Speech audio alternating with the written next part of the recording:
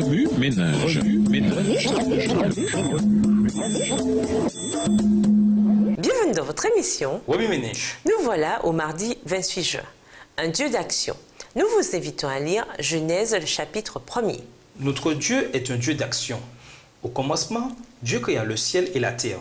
Genèse 1, verset 1. C'est par l'action, son principal outil, qu'il manifeste son amour envers sa création. Il s'affaire constamment à satisfaire les besoins de ses créatures. Nous le savons parce que nous le découvrons dans sa parole, le voyons dans la nature et le sentons dans notre vie. Mais ce n'est pas tout. La Bible nous dit que nous sommes créés à son image. Dieu créa les êtres humains comme une image de lui-même. Il les créa hommes et femmes, verset 27. Il nous créa dans un but précis.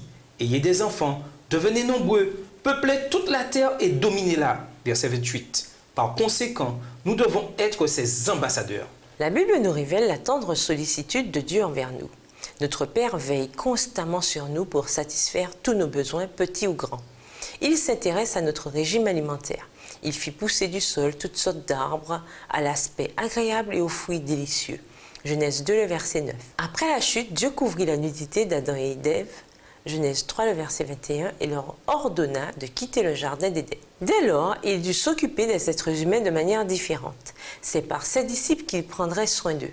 Au temps fixé par lui, Jésus, son Fils, vint ici-bas et nous montra comment prendre soin les uns des autres. Tout au long de son ministère terrestre, le Seigneur se mêla aux pécheurs, guérit les malades, s'intéressa aux parias de la société. Il sauva une prostituée de la mort, nourrit les affamés et prit soin des pauvres. Il se montra également sensible aux questions sociales. Jésus était un constructeur de ponts désireux de transcender les haines et les préjugés de son époque et de sa région.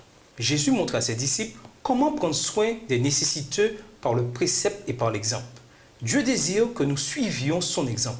Pourquoi ne pas lui demander sincèrement de vous donner le privilège et l'honneur d'être en bénédiction aux autres à la maison, à l'école, au travail? Où que vous soyez, soyez un véritable ambassadeur du Dieu actif que vous servez. Remue ménage. Comment avoir un impact positif sur votre communauté pour montrer que vous êtes serviteur d'un Dieu actif?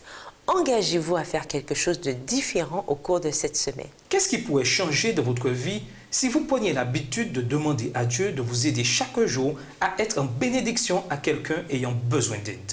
Au revoir. Et à demain si Dieu veut. Remue ménage.